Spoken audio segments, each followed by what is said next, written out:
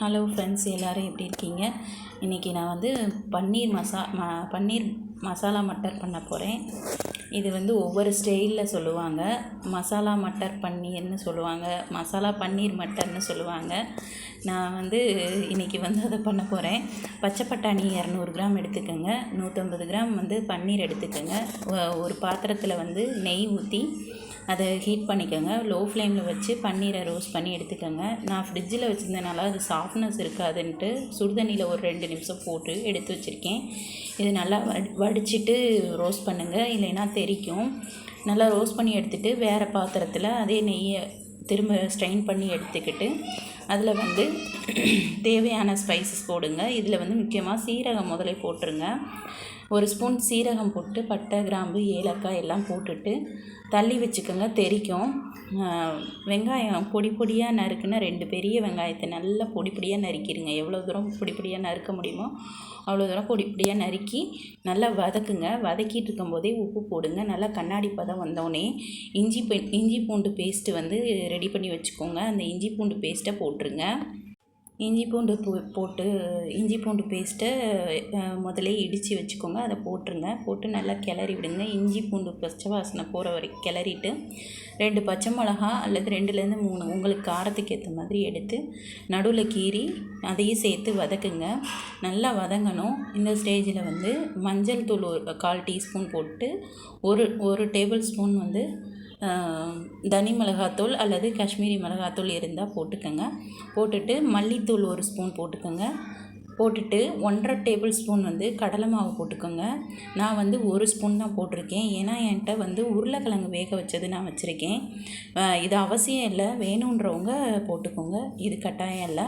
அது போட்டு பொடி பொடியாக கட் பண்ணி போட்டு தண்ணி ஊற்றி கொஞ்சம் நேரம் வேக விடுங்க. இந்த டைமில் வந்து நம்ம வந்து தக்காளி 2 பெரிய தக்காளி, முந்திரி பருப்பு ஊற வச்சதை போட்டு நல்லா மிக்சியில் அடித்து பேஸ்ட்டு மாதிரி எடுத்து தண்ணி ஊற்றி அட்ஜஸ்ட் பண்ணிக்கோங்க. தண்ணி ஊற்றி நல்லா கிளறி விட்டிங்கன்னா இது நல்லா வேகணும். ஒரு 5 நிமிஷம் வந்து மூடி போட்டு நல்லா கிளறி விட்டுருங்க ஃபஸ்ட்டே, இல்லைன்னா அடி பிடிக்கும். நல்லா கிளறி விட்டுட்டு நல்லா வேக விடுங்க. இந்த இதில் வந்து நான் கடலை மாவு வந்து கம்மியாக போட்டது காரணம் வந்து உருளைக்கிழங்கு போட்டால் திக்னஸ் அதிகமாகிடும், அதனால் கம்மியாக போட்டிருக்கேன். இப்போ வந்து கரம் மசாலா ஒரு 1/2 டேபிள் ஸ்பூன் போட்டுருங்க. நீங்கள் குவான்டிட்டிக்கு ஏற்ற மாதிரி இந்த கரம் மசாலா போட்டுக்கோங்க. நான் 1 ஸ்பூன் தான் போட்டிருக்கேன்.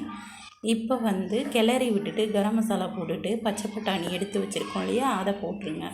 நீங்கள் வேக வச்ச பட்டாணியில் செய்கிறதுனாலும் ஓகே தான். அதுக்கு வந்து நீங்கள் இந்த ஸ்டேஜில் போட்டிங்கன்னா சீக்கிரம் பட்டாணி வெந்துடும். இது வந்து பச்சை பட்டாணின்றனால நான் 10லேருந்து 12 நிமிஷம் வேக வைக்கணும். இப்போ நல்லா பட்டாணி போட்டுட்டு நல்லா 10 நிமிஷம் மூடி போட்டு வேக விடுங்க. இது மீடியம் ஃப்ளேம்லேயே வச்சுக்கோங்க ஓப்பன் பண்ணி பார்க்கும்போது, ஏன்னா ரொம்ப பொடுன்னு தெறிக்கும். அதனால் வந்து லோ ஃப்ளேமில் வச்சு அட்ஜஸ்ட் பண்ணி கிண்டி விட்டுட்டே இருங்க.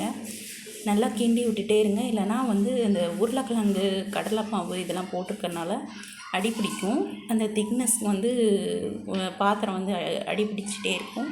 அதனால் லோ ஃப்ளேம்லேயே வச்சு மீடியம் ஃப்ளேம்லேயே வச்சு நல்லா குக் பண்ணுங்கள். அப்போ தான் பட்டாணியும் நல்லா வேகும். இப்போ நல்லா வெந்ததுக்கப்புறம் லைட்டாக 1 ஸ்பூன் 1/4 டீஸ்பூன் கூட போட்டாலும் போதும். இனிப்புக்காக நான் நாட்டு சக்கரை போட்டிருக்கேன். உங்களுக்கு இது பிடிக்காதுன்னா வேண்டாம், காரமாக வேணும்னா வச்சுக்கோங்க, காரமாக வச்சுக்கோங்க. இப்போ வந்து பட்டாணி நல்லா வெந்துருச்சு. தேவையான உப்பு பார்த்து உப்பு போட்டுட்டு அதுக்கப்புறமா இறக்க போகிறதுக்கு 3 நிமிஷம் முன்னாடி நீங்கள் பன்னீர் வந்து கட் பண்ணி ரோஸ்ட் பண்ணி வச்சுருக்கீங்க இல்லையா, அதை போட்டு நல்லா கிளறி விட்டுட்டு மூடி போட்டு 2 நிமிஷத்தில் ஆஃப் பண்ணிடலாம்.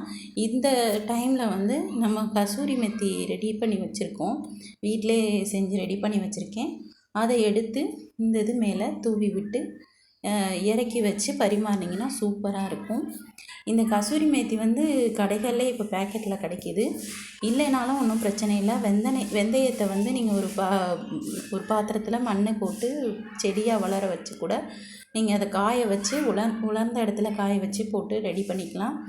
இப்போ வந்து சுவையான மசாலா பன்னீர் மட்டர் ரெடியாக இருக்குது. சப்பாத்திக்கு இது சூப்பர் காம்பினேஷன். செஞ்சு சாப்பிட்டு பார்த்துட்டு எப்படி இருக்குன்னு கமெண்ட் பண்ணுங்கள்.